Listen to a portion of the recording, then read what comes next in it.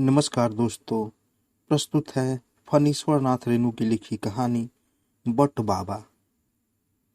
गांव से सटे सड़क के किनारे का वह पुराना वट वृक्ष इस बार पतझड़ में उसके पत्ते जो झरे तो लाल लाल कोमल पत्तियों को कौन कहे, कोपल भी नहीं लगे। धीरे धीरे वह सूखता गया और एकदम सूख गया, खरा ही खरा। शाम को निर्धन साहू की दुकान पर इसी पेड़ की चर्चा छिड़ी थी। जब से इस गांव के खुशहाल किसान मुखिया अनंत मंडर की दुनिया बिगड़ गई, उसका बैकट खाना उजड़ गया, तभी से निर्धन साहू की दुकान पर ही गांव के लोगों की मंडली शाम को बैठती। दिन भर के थके मांदे किसान, खेतीहर मजदूर नोल तेल चावल दाल लेने अथवा यूं ही थोड़ी देर बैठकर चिलम पीने, सुख दुख की कहानी कहने चलने आते थे। शाम को थोड़ी देर बैठकर बातें करने का यही एकमात्र सहारा था। हाँ, तो उस शाम को वहां पर इसी पेड़ की चर्चा छिड़ी हुई थी। 8-10 व्यक्ति बैठे हुए थे। फरमान मियाँ ने कहा, अरे क्या पूछते हैं, हमारे दादा कहते थे कि उनके बाप के बचपन में भी यह ऐसा ही बूढ़ा था। ओह। बैठे हुए लोगों में से प्रत्येक ने इसी प्रकार की कुछ न कुछ बातें कही। बूढ़ा निर्धन साहू का शरीर काला जोर से कंकाल मात्र रह गया था। तिस भर में खांसी, कुछ बोलते ही खाए खाए करने लगता था। उसकी 18 वर्ष की बेटी लक्ष्मीनिया दुकान चलाती थी। बुढ़िया वसूल तगादा करती और शहर से सिर पर सौदा पत्तर ले आती थी। बूढ़ा बैठा बैठा दिन गिन रहा था। अभी जो उसने पेड़ के सूखने की बात सुनी तो खांसता और कराहता हुआ घर से बाहर निकल आया। बोला, बरबकवा बाबा सूख गईले का? बैठी हुई मंझली ने एक स्वर में कहा, हाँ। अब दुनिया ना रही, कहकर वह जो खांसने लगा तो 20 मिनट तक खांसता ही रहा। खांसी शांत होने पर भर्राए स्वर में लंबी निश्वास लेता हुआ बोला, अब ना बचम हो राम। हिमालय और भारतवर्ष का जो संबंध है, वही संबंध उस वृद्ध पेड़ और गांव का था। वह अनंत मस्तक विशाल पेड़ प्रतिदिन सवेरे मटमैले अंधकार में गांव के आंगन में दृष्टि दौड़ाकर पूर्व शिक्षित पर न जाने क्या देखकर एक बार सिहरता, सिसकता, फिर टप टप आंसू बहाता, शांत हो जाता। सोता हुआ गांव जब अंगड़ाई लेकर उठता तो उसकी जटाएं हिलती डुलती रहती। पेड़ पर पंछियों का करवल होता रहता।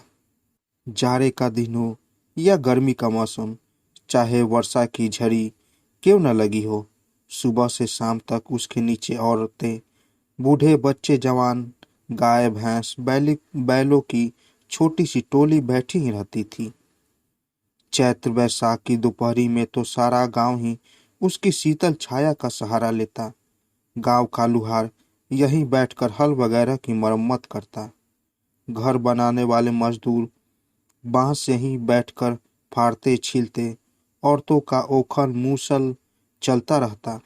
बच्चों का घरौंदा खेल, जटाओं को बांधकर झूला झूलना, बूढ़ों की अनुभव अभिमान मिश्रित बातें तथा नौजवानों की नजर बचाकर नववधुओं और भाभियों की छेड़छाड़ भी चलती रहती।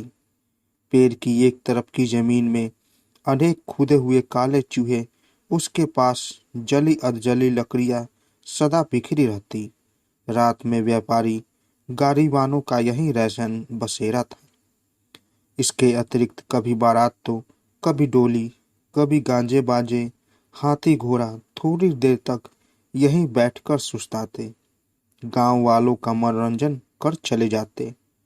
डोलियां रुकती थी, किशोरी बालिकाएं, बाल वृद्ध, लाल डोली लाल कन्ने रटते दौड़ते, डोली की खिड़की खुलती, सब आश्चर्य से देखते।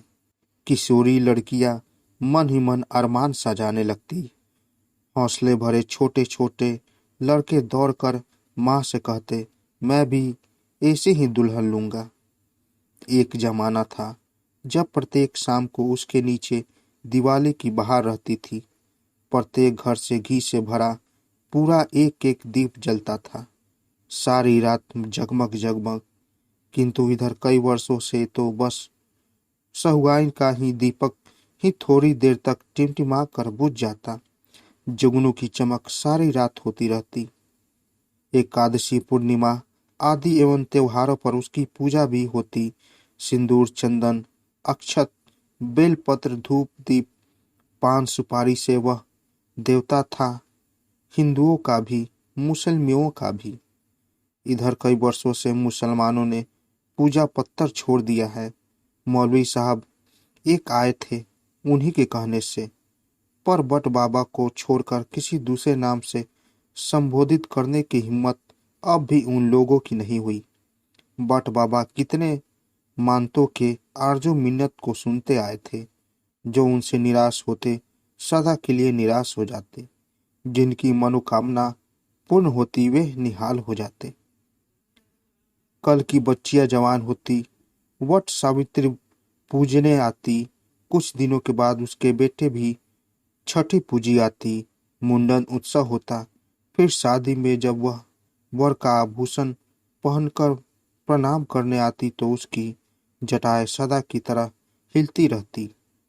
गुड़िया सी दुल्हन आती, सोने चांदी के जेवरों से झगमगाती, गाती बजाती औरतों की टोली उसे ले जाती, प्रणाम कराकर ले जाती। वह खरा खरा न जाने कितने वर्षों से यह सब देखता आया था। वर यात्रा, शव यात्रा, भरी लाल मांग, धूली मांग, फूल सा कोमल बच्चे का माँ की गोद में किलकारी भरना और चिर निद्रा में मगन। एक ही दिन गांव में 10-10 नवजात शिशुओं का सोहर गाती तथा एक ही साथ 15-15 अर्थियां इत्यादि देखते देखते वह स्थित प्रज्ञ हो गया था। इस बार वह खरा खरा ही सूख गया। प्रतिवर्ष की भांति बैसाख की दोपहरी आई। करकराती धूप से आग की वर्षा होने लगी और इस बार गांव के पशु पंछियों में भी कोहराम मच गया। आने जाने वाले राही बटोही गारीवान एक निराशापूर्ण दृष्टि से पेड़ की ओर देखकर आपस में कुछ बोलते चले जाते थे। गांव के बाहर सड़क के किनारे अज्ञात काल से वह खड़ा था। ऐसा मालूम होता था मानो भय से हार्ट फेल करके मर गया। विकराल राक्षस के कंकाल को खड़ा कर दिया गया है। मुंह और आंखें भय से विस्फारित होने, दोनों हाथ उठाए हुए कंकाल की तरह। वह सूख गया, किंतु गांव वालों की उस पर श्रद्धा और भक्ति की धारा और भी तीव्र हो गई। जो तो आपद विपद में उसकी मिन्नतें और पूजा पहले भी होती थी, पर जब से पेड़ धीरे धीरे सूखने लगा, पूजा और मिन्नतों का तांता सा लग गया। लोगों की यह धारणा थी कि बाबा जाने के समय सबों की मनोकामना पूरी करेंगे, जिस पर ढल जाए वह माला माल हो जाए। अभी उस दिन अनंत मंडल की पतोहू चार आने का बतासा मान आई थी कि उसका पति, जो भारत रक्षा कानून के अंतर्गत 2.5 वर्षों से जेल में नजरबंद है और टीबी का शिकार हो चुका है, छूट जाए, रोग भी छूट जाए। और वह भी जिस दिन पहली बार ससुराल आई थी, बनारसी साड़ी गहनों तथा शिक्षित पति के घमंड में वह बोली थी, मैं पैर पत्थर की पूजा नहीं करती। लोग कहते हैं और वह भी मानने लगी है कि यह दुर्दित उसी घमंड का कुफल है। उस दिन वह जो गई तो शरीर पर सिर्फ एक फटी साड़ी थी, जिसमें 5-7 पैबंद लगे थे। 4-5 साड़ी के टुकड़ों की पट्टियां लगी थी। 2-2.5 हाथ कंट्रोल की साड़ी, सुहाग की साड़ी का एक टुकड़ा तथा अन्य साड़ियों के टुकड़ों की पट्टियों से बनी एक पंचरंगी साड़ी से अपनी लाश ढकते हुए आंसू पोंछते हुए बोली थी, बाबा अब इससे बढ़कर और कौन सी सजा दोगे। और वह फूट फूट कर रो पड़ी थी। निर्धन साहू की बेटी लक्ष्मणिया रोई, आई थी। बाबा, गांव, मोहल्ला, टोला पड़ोस तथा जाति बिरादरी के लोग हंस रहे हैं। मैं इतनी बड़ी हो गई, कोई दूल्हे का बाप 1,000 से नीचे तिलक की बात ही नहीं करता। बाबू और घर की दशा तुमसे छिपी नहीं है। दुनिया के लिए तुम सूख गए हो, पर तुम्हारा प्रताप तो नहीं सूखा है। बाबा, यदि कुछ किसी दूल्हे के बाप का मन फेर दो तो मैं 8 आने की मिठाई, 1.25 हाथ लंगोट और प्रत्येक रविवार को नया दिया और नई बत्ती जला दूं। कलरू महता पर जमींदार की कुर्की आने वाली थी। टहलू पासवान का बेटा फौज में था।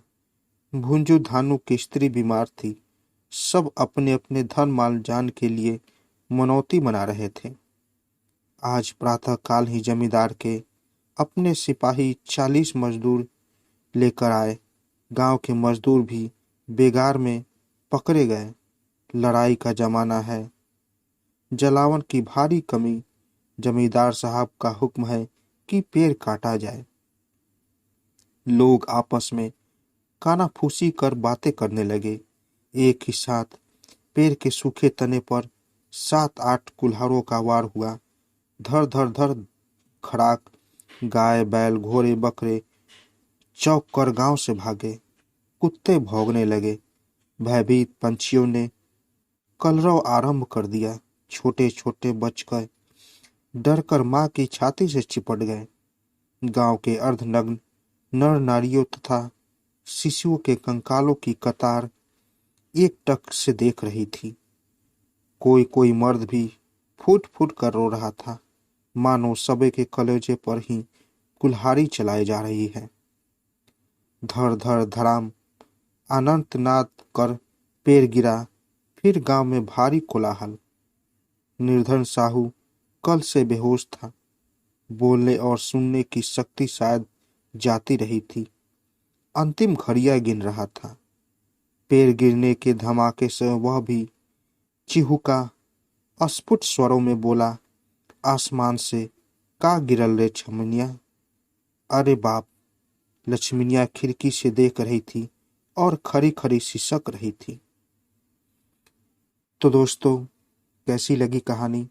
अगर आप लोगों को कहानी अच्छी लगी हो तो मेरे चैनल को ज़रूर सब्सक्राइब करें और साथ ही साथ बेल आइकन को भी ज़रूर दबाएं ताकि मेरी कहानी सबसे पहले आप तक पहुंचे। तो दोस्तों, मिलते हैं एक नई कहानी के साथ एक नए वीडियो में। तब तक के लिए नमस्कार।